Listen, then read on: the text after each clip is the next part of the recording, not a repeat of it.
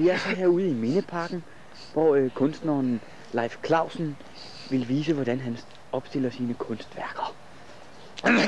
Må jeg begynde nu? Du skal begynde nu. Ja. Her ser vi en af mine kones fostre,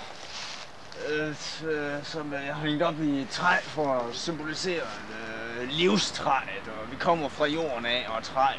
Livstræet, er det kundskabens træ, eller er det Yggdrasil fra den nordiske mytologi? Det er mest den nordiske mytologi, jeg er fascineret lidt af. Ja, har du flere kunstværker at vise?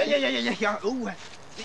Nu er det lige sådan, at min kone, hun har født 3, som vi har fået. Der er 3 fostre i vores familie.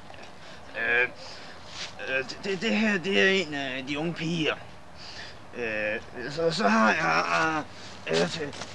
jeg hende her også. Og der er faktisk en morsom historie omkring det her, fordi de er nemlig tvillinger. Har du flere fostre, Lars? Hvorfor vil du have med os med? Hvorfor vil du have os med herude, Lars?